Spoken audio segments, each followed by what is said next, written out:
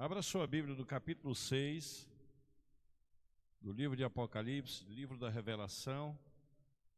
Nós estamos tratando aqui sobre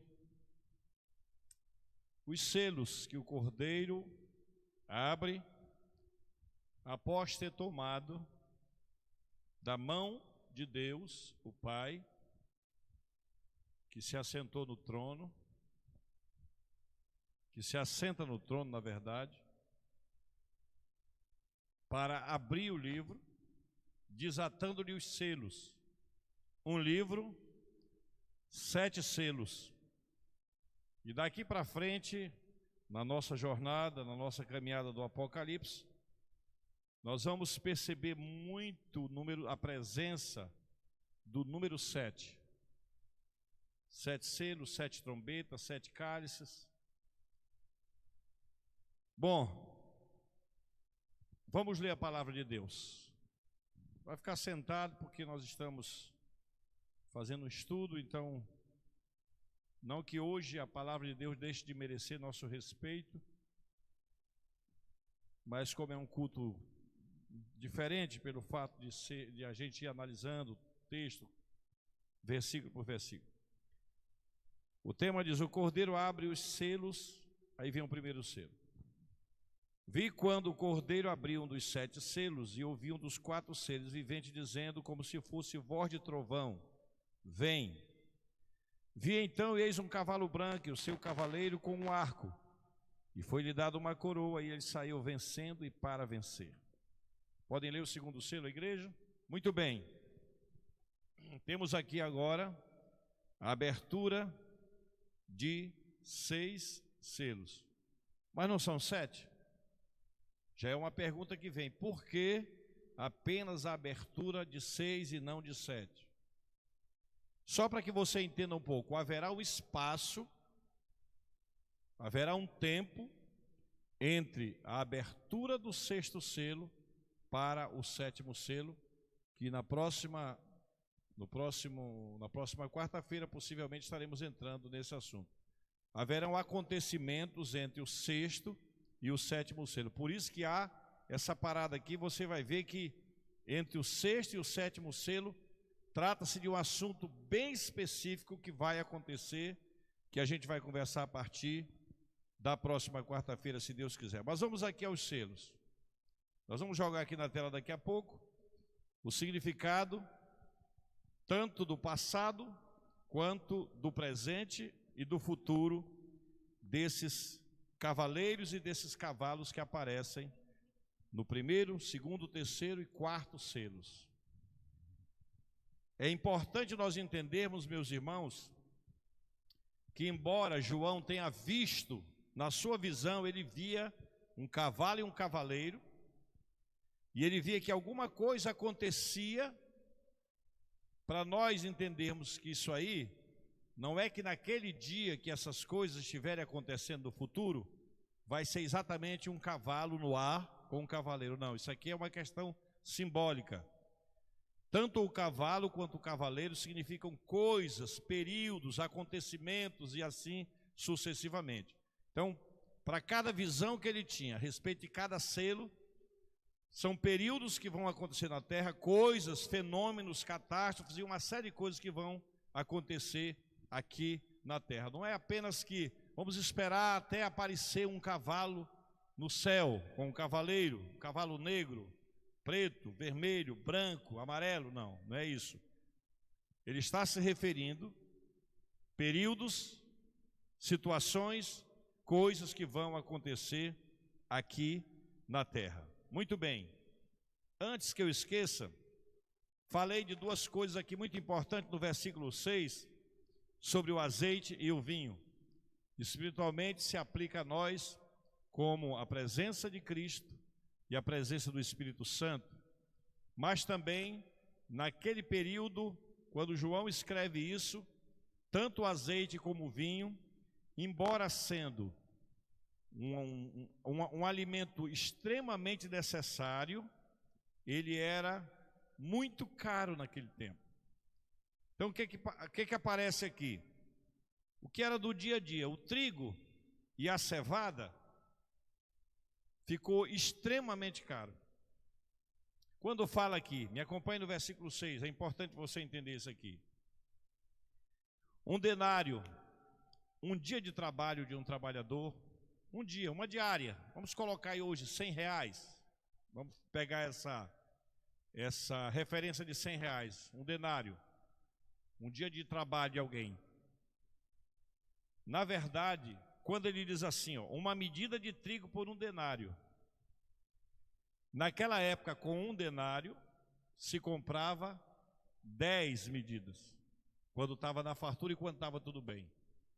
Nesse período, cai para 10% apenas, ou seja, 10 quilos, vamos colocar, de que eu comprava de trigo, agora eu só consigo comprar um, pela escassez.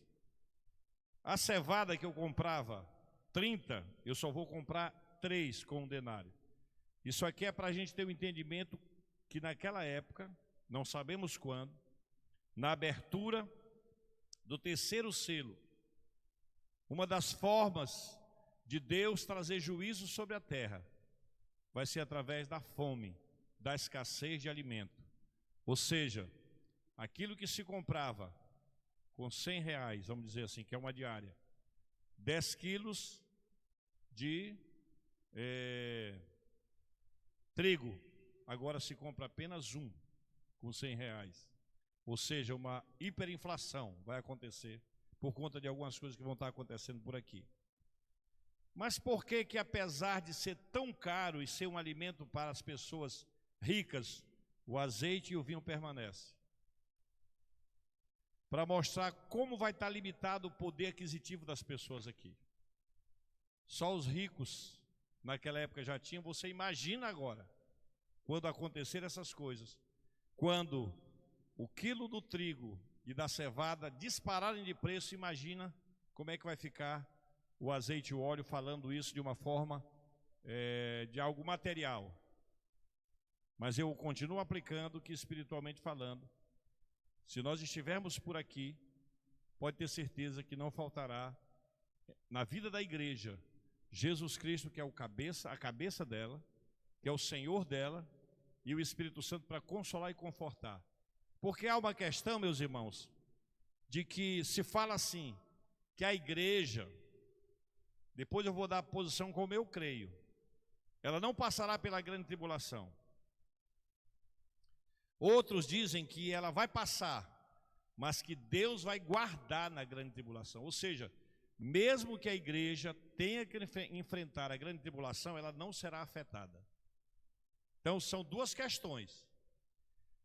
Se nós formos antes da grande tribulação, glória a Deus. Quem quer ir antes, diga amém. Quem não disse amém vai ficar. Né? Vai. Mas se nós ficarmos, pastor, e se de repente essa corrente de interpretação, essa teoria tiver certa que nós vamos ficar aqui, existe a garantia que a igreja não será afetada mesmo na grande tribulação. Nós temos alguma base bíblica para pensar assim também? Temos. Quando aconteceram as pragas no Egito, Israel estava no Egito ou não? Sim ou não? Estava. Nas 10 pragas, Israel estava no Egito. Em qual delas Israel foi afetado?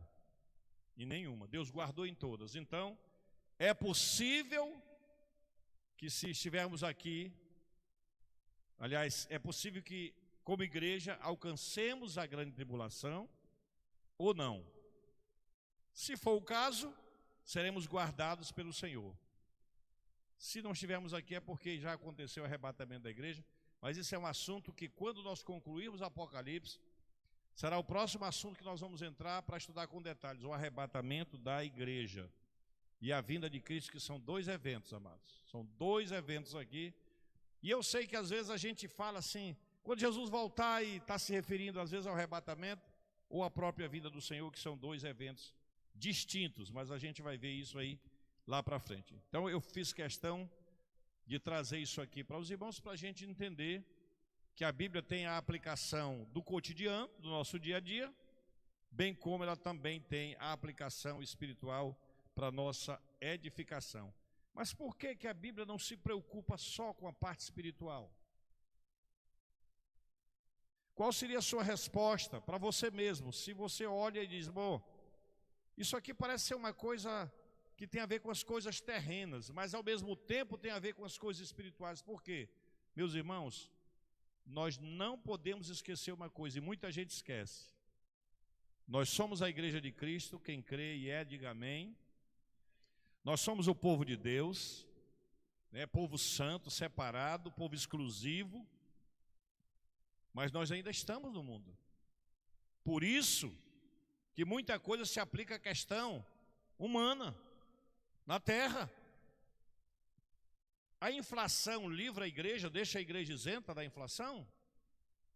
A pandemia agora, os crentes, nenhum morreu, né?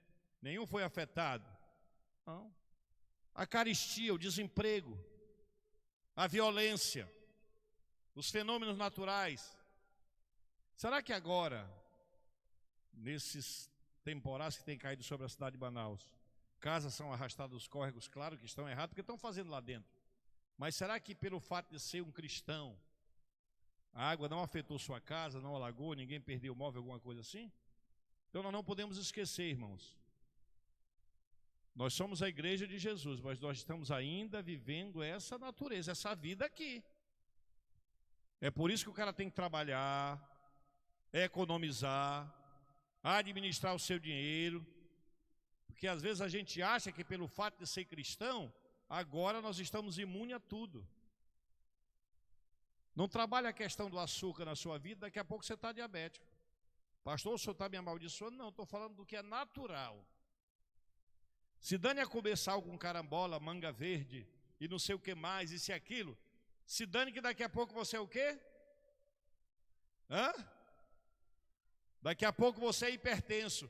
Puxa, pastor, mas eu pensava que agora eu posso pintar e bordar, que não vai acontecer nada comigo, porque eu sou salvo, lavado e remido no sangue de Jesus. Ainda engrossa a voz. Nada a ver, meus irmãos. Não pegue o seu dinheiro, o seu salário, dê primeiro o dízimo do Senhor, e depois o resto da sua mão administre com responsabilidade, para você ver se eu sou igreja. Aí compra um celular de 5.000 reais, dividido em não sei quantas parcelas. Um com 800 resolveu o problema dele, mas ele quer um de 5.000. Aí se mete em dívida, depois fica perguntando, onde é que Deus está que não me abençoa? Ele está abençoando você que está jogando fora. Jesus falou, no mundo vocês vão ter aflição quando comprar um celular de 5.000. Não pode pagar, não compra. Todo final de semana está em restaurante. Cartão de crédito é uma beleza. Mas a conta chega, meu filho.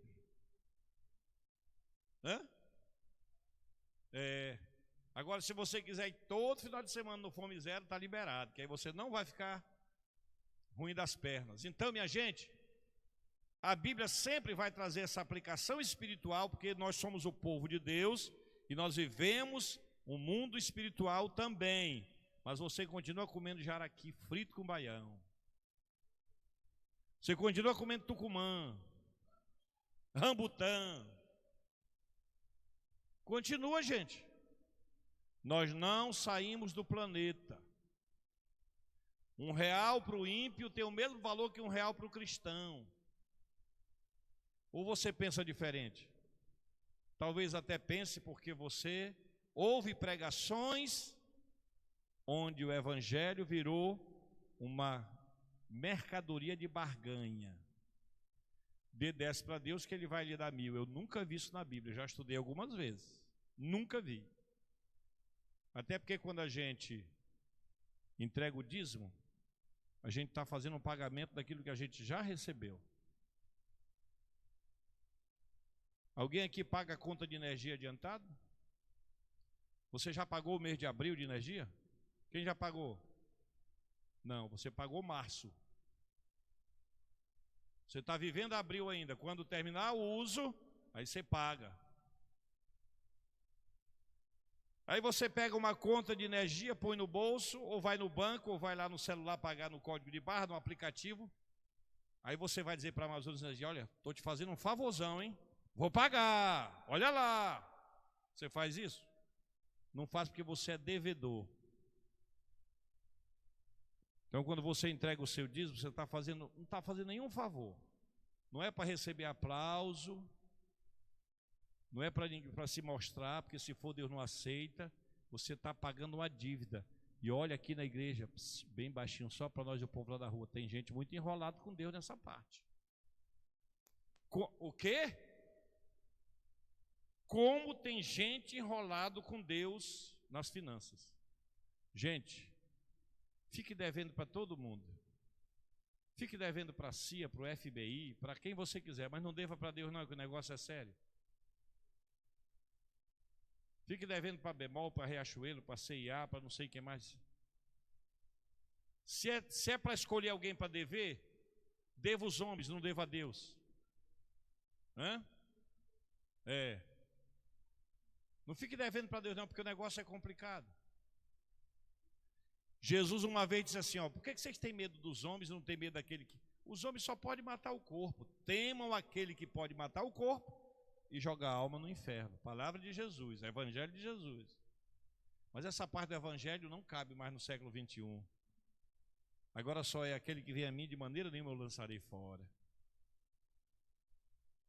Amados, vivemos no mundo, somos estrangeiros, mas o estrangeiro não está isento de taxas, compromissos e responsabilidades. Doenças, pandemia, epidemia, morte, desgraça. Você conhece algum estrangeiro que mora aqui no Brasil? É amigo de algum? Nosso amigo Schuller, né? Ele é suíço. Ele que não pague o celular dele não, vê se não... Conta de energia. INSS, tem que pagar tudo, é estrangeiro, mas está desfrutando dos benefícios do país. Ainda estamos nessa terra. Pastor, eu estou para largar Jesus, porque eu não sabia que crente adoecia. Se você não sabia, eu vou te dar uma notícia melhor. Ele até morre. Crente tem câncer, diabetes, pira. Minha mão é cheia de pira. Quando eu pego na sua mão, ainda bem que não passa, né? É por isso que ninguém quer pegar mais na minha mão ali na porta. Descobrido. Tudo, gente.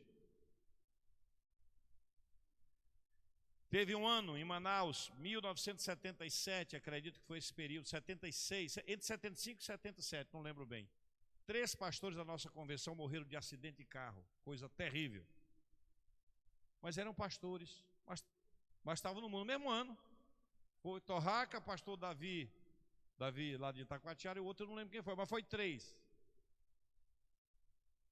Então, minha gente, está aqui a medida de trigo, a medida de cevada, mas como eu falei quarta-feira e repito, seja qual for a situação, quero dizer uma coisa para vocês, o Brasil não está bem das pernas,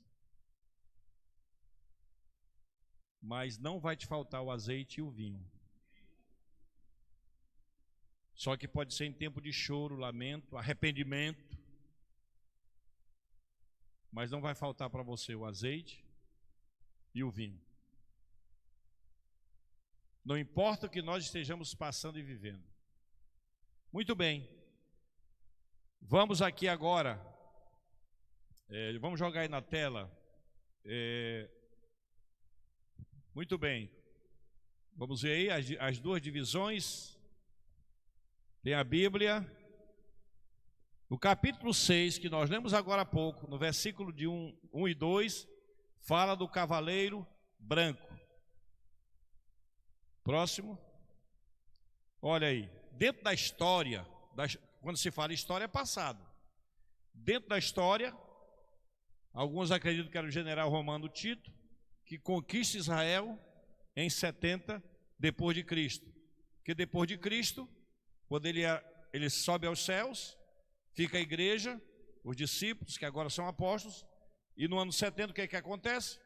O general Tito invade Jerusalém, destrói o templo, pisa com os cascos do cavalo o altar, profana o templo.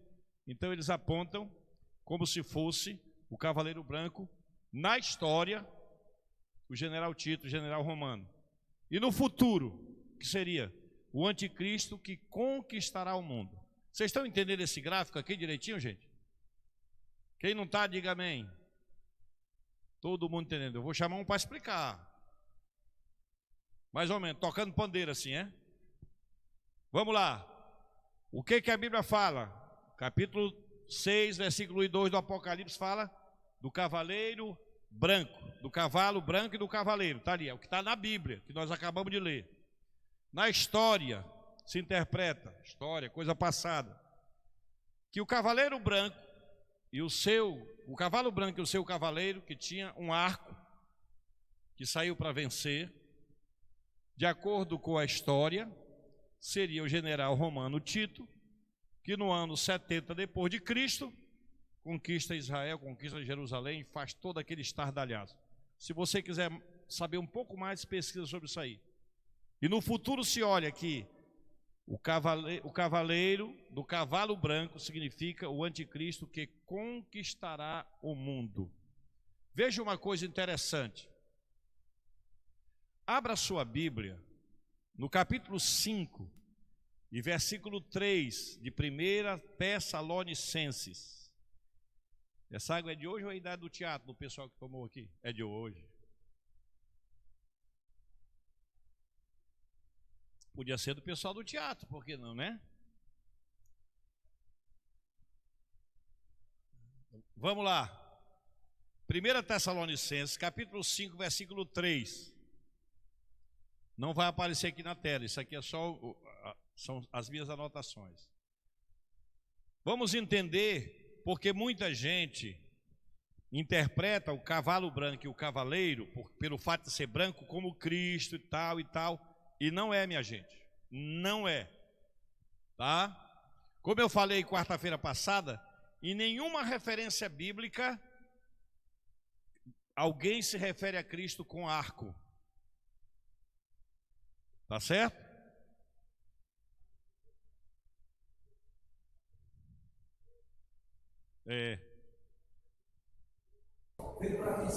Exatamente. A coroa será o domínio, o governo e o poder que o anticristo terá, tá certo?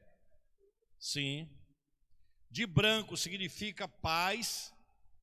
Agora complicou, pastor. Agora complicou. O anticristo promovendo paz, sim.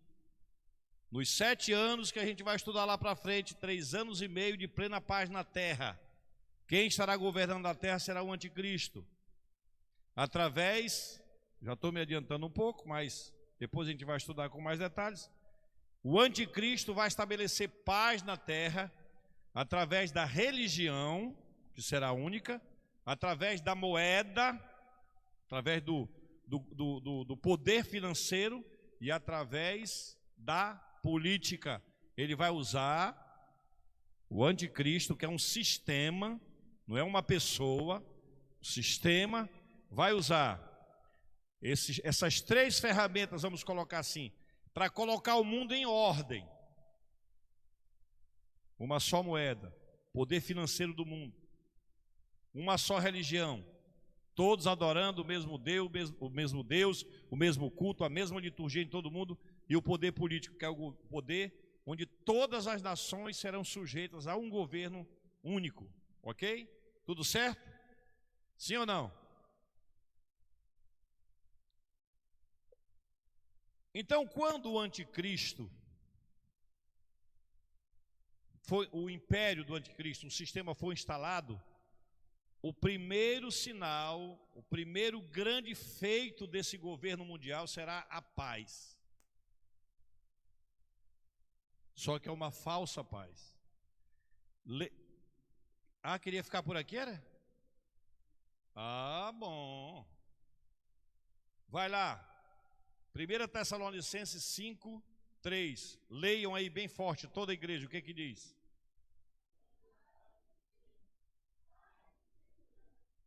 Este sobrevirá repentina destruição, como venhas dois de barro, aí está para dar a luz, e de nenhum modo escaparão. As mulheres aí aí pode falar melhor para nós, mas não tem como escapar da dor do parto. Quando disserem que há paz no mundo, está aí o texto dizendo, Paulo, paz, olha que tranquilidade. Nunca se viveu um período de tanta paz na terra. Quem estará dominando? O império ou o sistema do anticristo. Ele vai promover paz, ele vai unir as nações. Por exemplo, árabes e judeus brigam toda hora. Quando um árabe e um judeu não tem o que fazer, ele vai lá na janela da cozinha e dá um tiro para lá, só para ver se ele está bom de mira. Aí começa toda a bagunça de novo. Vivem brigando desde a época de Abraão. Mas aí ele vem, ele vai unir os judeus e os árabes, ele vai fazer pacto com as nações, ele vai ser um conciliador, sabe? Ele vai ter o poder de manipular, ele vai conseguir estabelecer. Gente, quantas religiões existem no mundo hoje? Alguém poderia dizer? Acho difícil alguém ter essa estatística aí. Ele vai conseguir, ele vai ter um poder de convencimento, por isso que lá diz que ele vem vencendo e para vencer. Ele vai ter um poder de convencimento, uma sabedoria capaz de unir o mundo inteiro,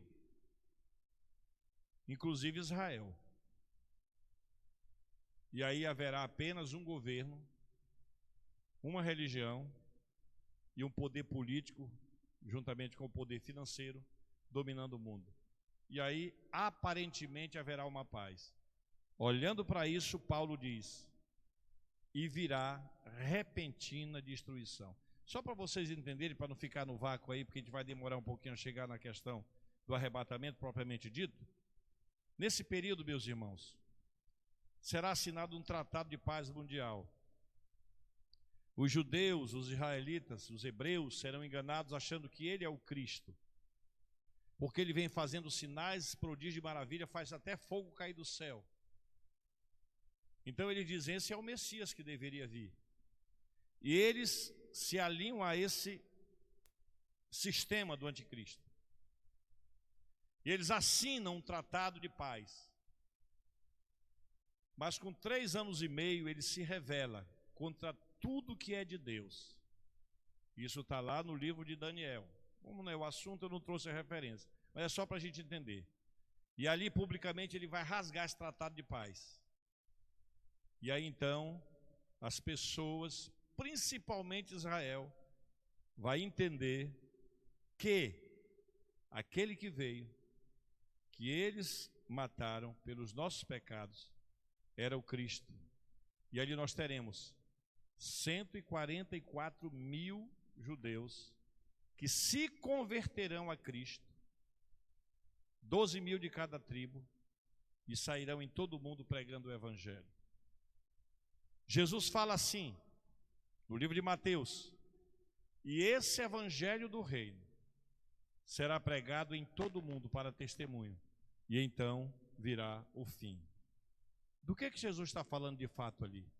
Desse período, quando a igreja não estará mais aqui, mas esses 144 mil judeus se levantarão como testemunhas, afirmando em todas as nações da terra que aquele que veio era de fato o Cristo. E você sabia que haverá muita conversão nesse tempo? Só que eu lhe dou um conselho, não espere esse tempo não. Porque serão tempos difíceis, de dor, de muita coisa que a gente vai ver aqui, continuando a questão dos selos.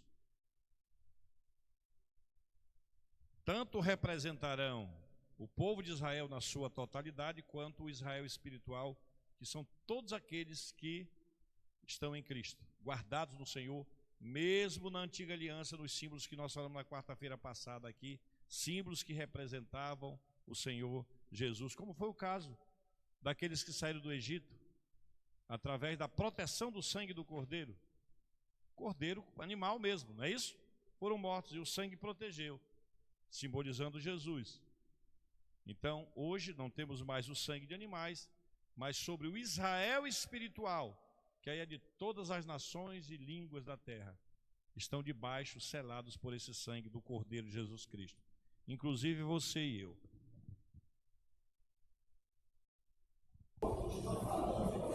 Sim. Ele diz assim, ó, no 4, sobre a necessidade de vigilância. Isso. A vida vai ser repetida, né? O 2 ele já diz, né? Pois vós mesmos estáis empenhados com precisões que o dia do Senhor vem como ladrão de noite. E aí ele fala, mas vós, irmãos, não estáis em trevas, para que esse dia do ladrão nos apanhe surpresa. Porquanto nós todos somos filhos da luz e filhos do dia executar bem essa vigilância. Com certeza. Para não dormir, para não se embriagar, para não dizer aqui, porque se embriaga de noite, tá? Então, Isso aí está Tessalonicenses 5, você pode estudar melhor. Paulo está falando que vai haver uma repentina destruição. Paulo está falando que isso não deve pegar a igreja de surpresa, porque nós não estamos nas trevas, ou seja, tudo já nos foi revelado. Nós sabemos que isso vai acontecer. Quando, mas como, nós sabemos. Então Paulo está dizendo, olha gente, se você nasceu de novo, se você faz parte da igreja de fato, se você está em Cristo, esse dia não vai te pegar de surpresa. Porque é um dia que ele virá como ladrão, você não sabe a hora, o momento, mas você está sabendo e você deve deitar e deve levantar sempre esperando a volta de Jesus para buscar você, o arrebatamento da igreja. Muito bem. Entendido aqui o selo do cavaleiro que está sobre o cavalo branco? Então vamos para outro, próximo agora. Se você quiser esse material depois, pegue com os meninos aqui. Na Bíblia, no versículo 3 e 4 do capítulo 6, nós temos aí o cavaleiro do cavalo, o que, gente? Vermelho. O que significa na história? A vitória sangrenta de Roma sobre os defensores de Jerusalém também em 70. Vai olhando aqui. No futuro, a batalha do Armagedon, com armas como grandes espadas. Isso aí já significa que haverá uma grande guerra do Armagedon. Nações se unirão contra o povo escolhido do Senhor. E a Bíblia diz que Jesus vai descer para pelejar pelo seu povo. Ele mesmo descerá para comandar essa grande guerra, essa grande batalha, a última batalha, que será chamada a batalha do Armagedon. Muito bem, vamos para frente, terceiro selo. O cavaleiro do cavalo negro, está no versículo 5 e 6, tudo do Apocalipse capítulo 6 que nós estamos estudando. A história. A fome dentro de Jerusalém causada pelo cerco de Roma por muitos meses. Ou seja, ele pega um acontecimento naquela época e se refere a esse cavalo e esse cavaleiro. Mas aponta para o futuro e vamos ver o que significa. Ou seja, relacionado aos cavalos e cavaleiros, aconteceram fatos naquele período, mas coisas virão no futuro. Fome, desastre, estão lendo aqui? Bem aqui, ó. Olha só. Isso aqui é para o futuro, ou seja, João escreve isso, eles olham dessa forma na história, e nós devemos olhar como? Isso aí, ó. Fome, desastre econômico causado pelas guerras durante a tribulação. Por isso que eu falei para vocês, não espere um cavalo no céu, aquela coisa, aquela figura, não. Quando você perceber isso, essas coisas, está se referindo a esse tempo que a João foi revelado através de símbolos. Muito bem. Quarto selo. Qual é o quarto selo, igreja? Podem ler aí, ó. Olha para cá. O amarelo, o pálido, o esverdeado. O que significa na história? Morte por doenças em Jerusalém dentro do cerco, daquele cerco ali que aconteceu em 70 depois de Cristo. Isso naquele tempo. O que vai acontecer no futuro? Uma quarta parte da população mundial morrendo de doenças e fome. 8 bilhões de pessoas. A quarta parte seria o quê? 2 bilhões, não é isso? Divide-se por 4. Nós vamos ter aí 2 bilhões de pessoas que vão morrer de peste, de doença, de fome, de guerra, de praga, de tudo que vem por aí. E se nós estivermos por aqui, seremos guardados da grande tribulação. Amém? Se estivermos, acreditamos que não estaremos mais nesse período. Mas, se de repente a nossa interpretação não estiver muito correta, e estivermos por aqui ainda como igreja, temos a garantia que nós seremos guardados de forma perfeita pelo Senhor. Amados, 4 selos, 4 cavalos, 4 cavaleiros e os seus significados. Tá tudo bem até aí? Se você não compreender 100%, se serve de consolação, eu também não compreendo 100%. Mas eu tiro aquilo que eu aprendo e guardo no meu coração. Muito bem. Mas os selos não acabaram, né? Vamos para o 5º selo. Vamos ler o que diz o 5º selo na sua Bíblia aí? 5º selo. Abra sua Bíblia aí. No 5º selo.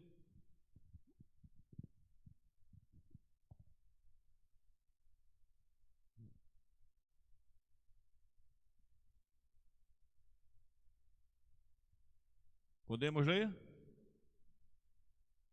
Sim ou não? Se tiver alguém dormindo perto de você, acorde. 5º selo, vamos lá.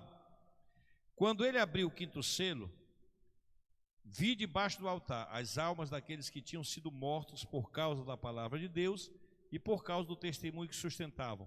Você já reparou que no primeiro versículo aqui, que é o versículo 9, não fala de Jesus? Por quê?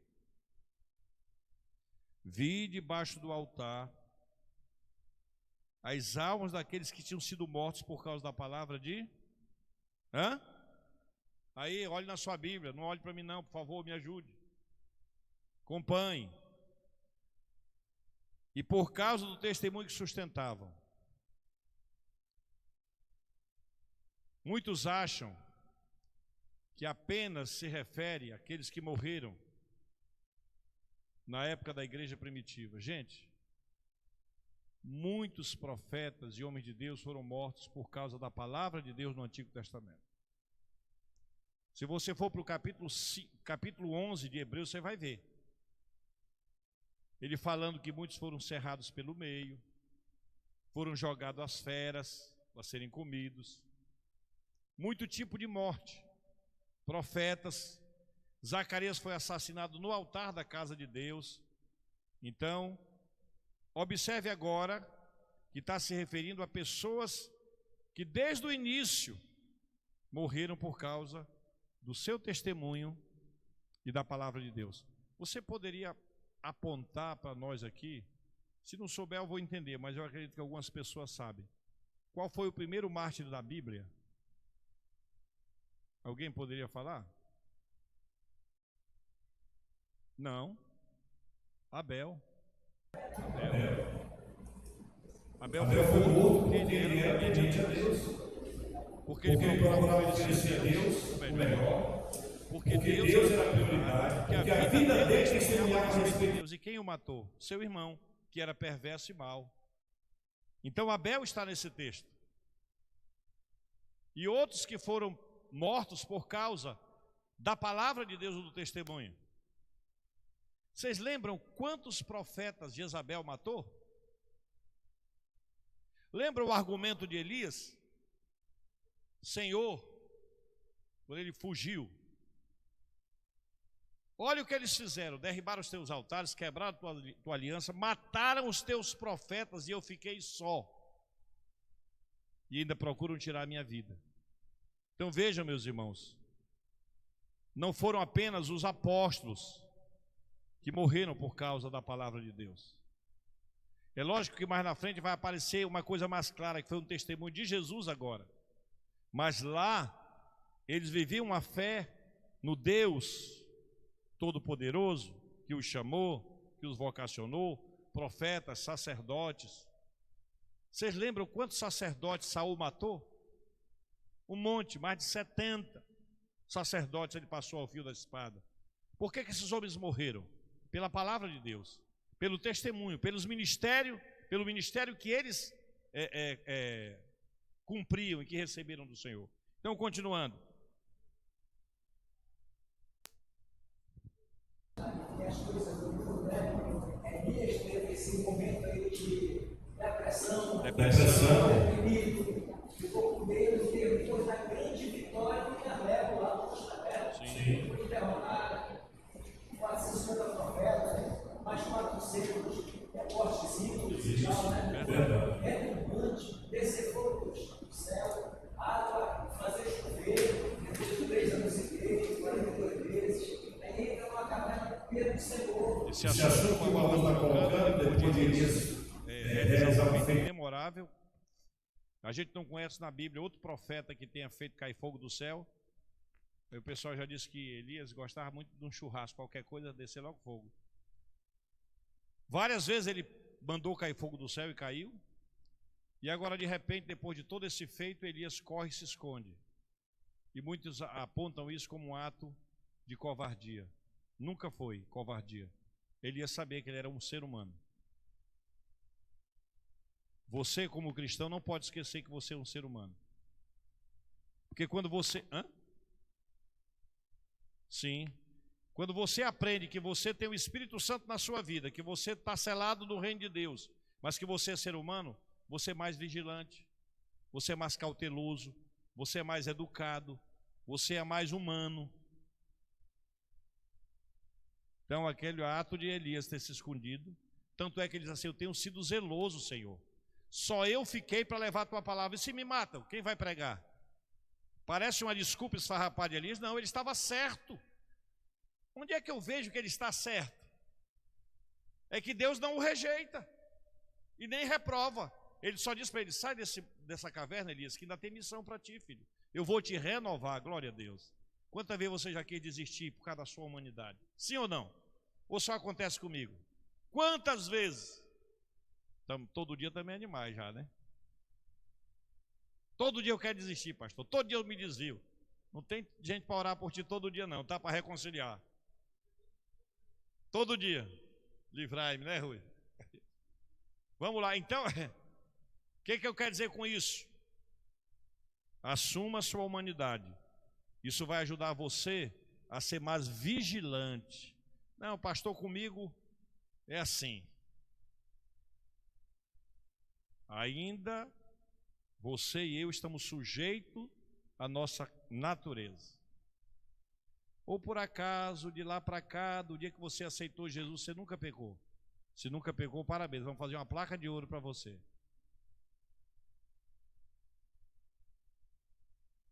O que Elias fez ali foi dizer: Senhor, eu não vou te desafiar, porque eu sou profeta, a espada não vai me pegar. Se ele tivesse teimado, quem sabe a cabeça de Elias teria rolado ali. A gente não sabe.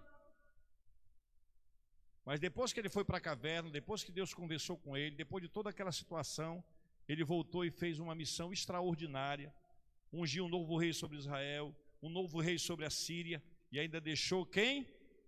Eliseu para ser o seu sucessor. Glória a Deus. Então, meus irmãos, nunca foi fracasso.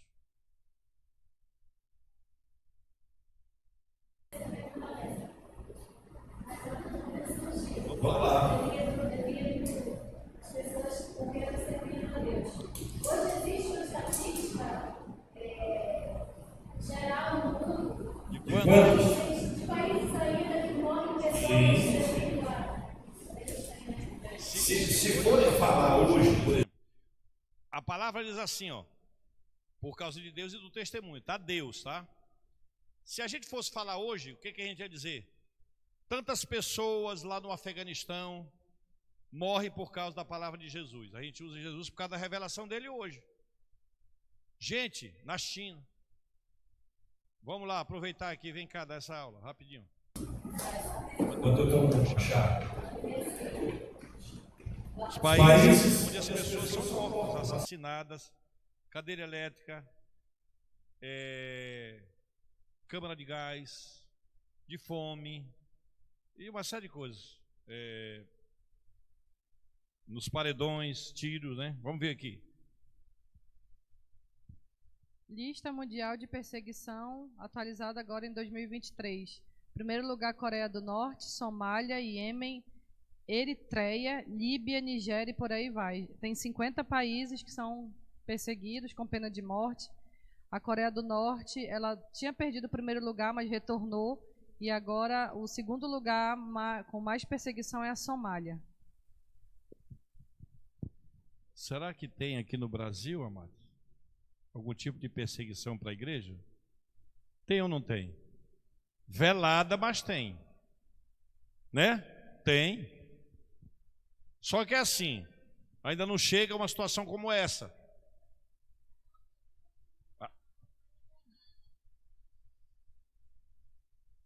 Quem? Sim. Foi muito insultado. Tem, amados? Tem. Por mais que seja um país cristão, nós não temos, infelizmente, não temos um país 100% cristão. Então, onde não tem, com certeza haverá perseguição. Muito boa a pergunta da Luísa, para a gente ter mais ou menos uma ideia. Então, continuando aqui.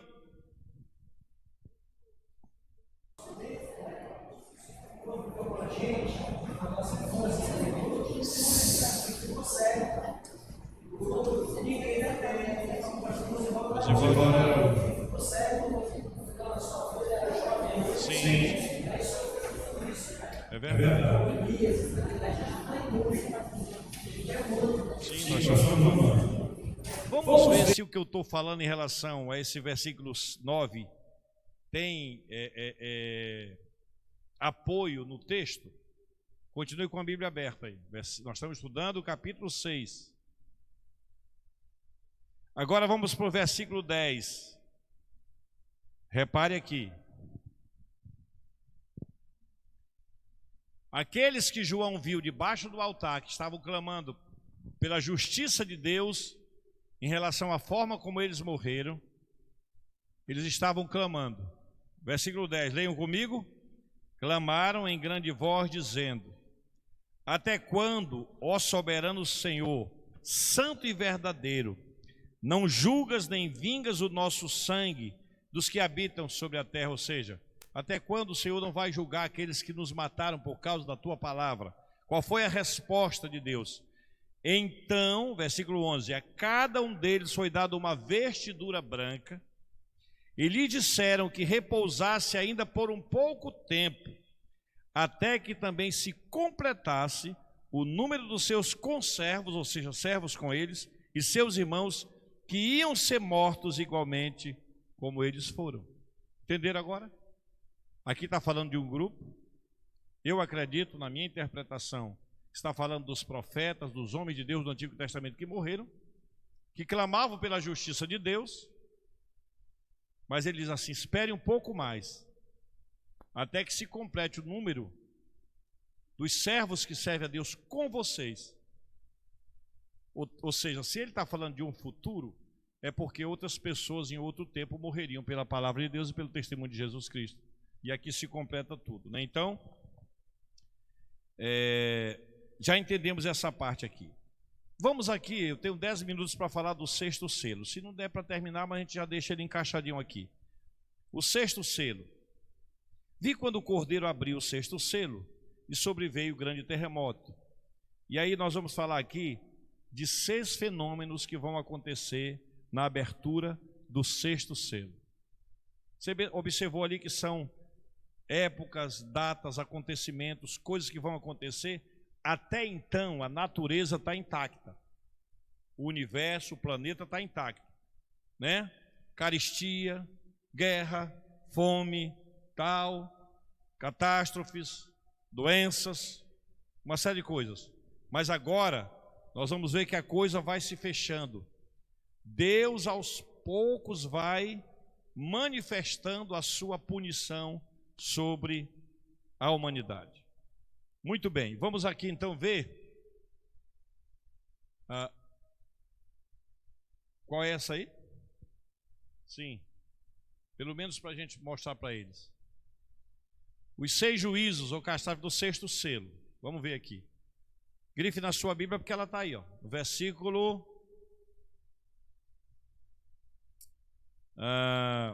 do versículo 12 até o versículo 14. Pode grifar aí direitinho que você vai achar. Os 6 acontecimentos, aí você escreve alguma coisinha se você quiser, catástrofes, sinais, evidências. Aí fica por tua conta, como você entender melhor, como for mais fácil para ti, coloque aí.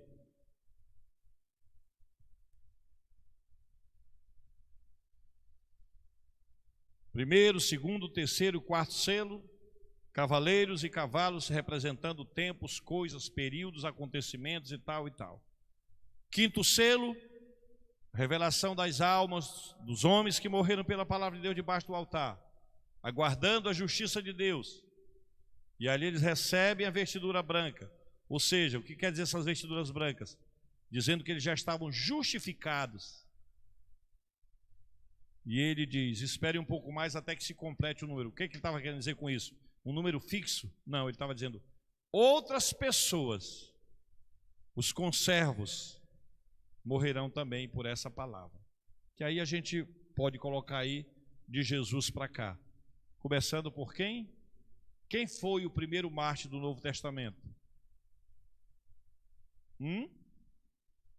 Primeiro mártir do Novo Testamento? Estevão, João Batista. Tá? Mas a sua ideia foi boa. O primeiro mártir da igreja, quando ela se estabelece como instituição na terra, quando ela assume a pregação do evangelho, o primeiro a morrer pela igreja, pelo evangelho foi... Não fale com medo agora não, que você está certo. Estevão. Mas quando você começa a estudar a história do evangelho, primeira pessoa que foi decapitada, na verdade, se você for olhar um pouquinho para trás, você vai ver que foram os inocentes, as crianças, né? Por causa de Jesus e do reino, Herodes mandou matar um monte de gente. Vamos colocar aqui como igreja, como ministério, nós temos aí a figura de João Batista. Vamos lá. Vi quando o cordeiro, me acompanhe no versículo 12, que eu já vou encerrar. Vi quando o cordeiro abriu o 6º selo e sobreveio o que, gente? O que mais?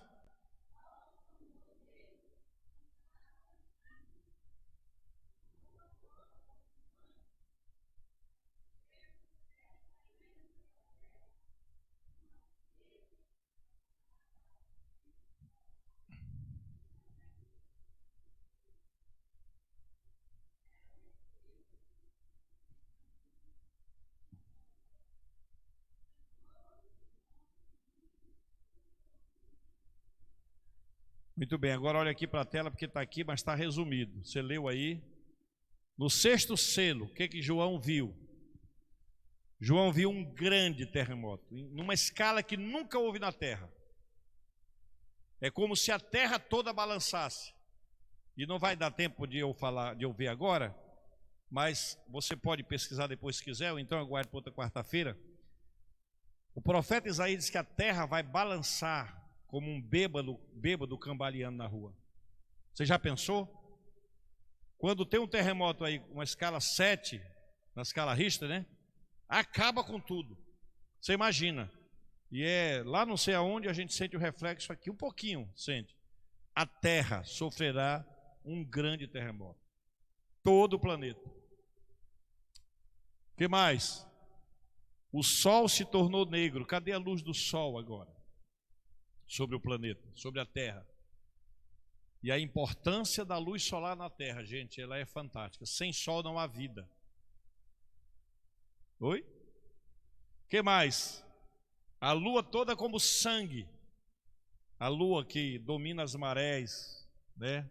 Que controla, que coisa extraordinária.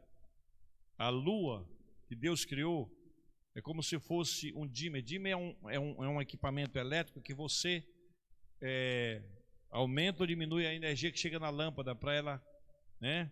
Então a lua, ela controla o nível do mar. A lua também será afetada. Depois a gente conversa melhor sobre isso. Olha só, as estrelas vão cair do céu pela terra. E ele usa assim, ó, quando o vento forte bate numa figueira, mas vou colocar mangueira para você entender melhor, e as mangas verdes caem, tal é impetuosidade do vento. Alguém vai querer estar por aqui?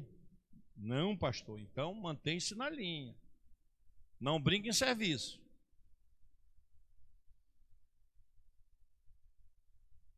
Isaías também fala, quarta-feira eu trago essa referência, que o céu, que a gente vê, esse céu, ele vai enrolar, se mover como um pergaminho, como uma folha de papel. Isso aí, gente, ele viu. E essas coisas, de fato, acontecerão. O último evento, os montes e ilhas serão movidos do seu lugar. Eu estava assistindo hoje aliás, hoje não, ontem, uma reportagem sobre as Ilhas Maldivas, que fica no Oceano Índico, né? Muitas ilhas.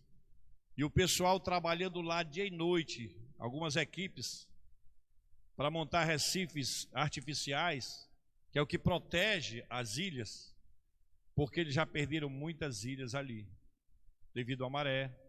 A parte mais alta, ali vai ser o primeiro lugar que vai ser inundado.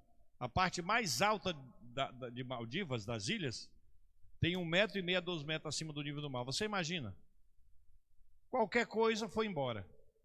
As ilhas serão movidas do seu lugar. Gente, vai ser um negócio tão desastroso, tão terrível aqui na terra, que eu acho bom você não ficar por aqui, tá? Tá bom? Acho bom você não ficar por aqui. Não, pastor, minha casa é muito segura. Eu fiz a minha casa, as sapatas lá da minha casa, só chovendo. Fiz um muro do baixote. Vai bater tudo, gente. Não, qualquer coisa eu corro pro baixote, nem pro altote, quanto mais pro baixote. Você tá frito.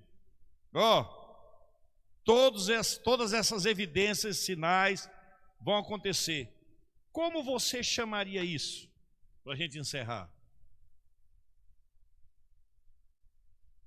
Alguém um dia me perguntou, pastor, Deus, em algum momento da história, já entrou em juízo com a humanidade? Várias vezes.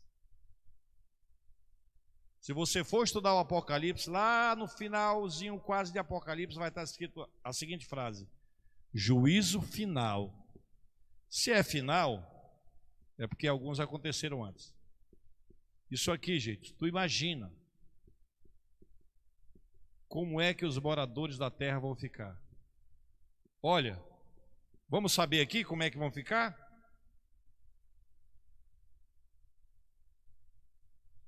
Seis eventos, coisas terríveis. Os reis da terra, versículo 15, sua Bíblia aberta e estudando.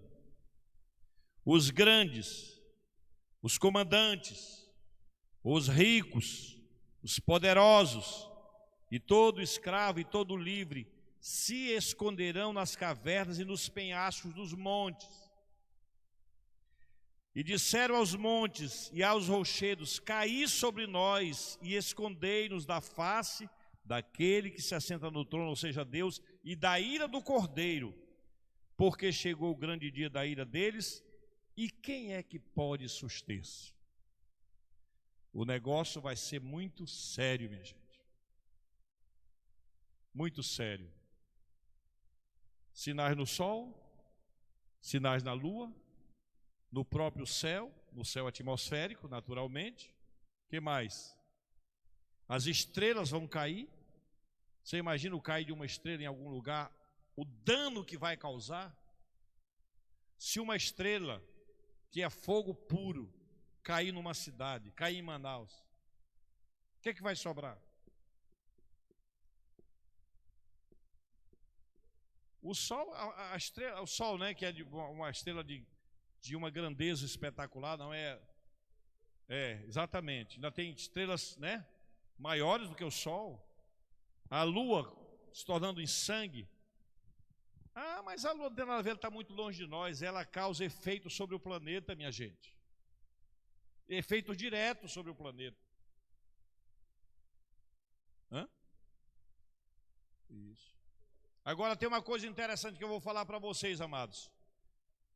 ainda haverá, presta atenção que é para a gente já deixar aqui, fazer uma deixa para depois, ainda assim a humanidade não se converterá, não se arrependerá e ainda blasfemará contra Deus. Só que tem um detalhezinho que é para a gente ver mais para frente, lembre-se do que eu vou dizer. Mesmo assim, não há um efeito direto sobre o homem. Ainda não, é na natureza. Claro que vai ter reflexo, mas não é nada direto. Só que quando a gente vê lá para frente trombetas e cálices, nós vamos ver que os efeitos virão também sobre o corpo, sobre o ser humano, sobre aqueles que estiverem aqui na terra. Se Deus quiser e Ele quer, nós não estaremos por aqui. Caso estejamos, seremos guardados no Senhor, no nome de Jesus. Amém, gente?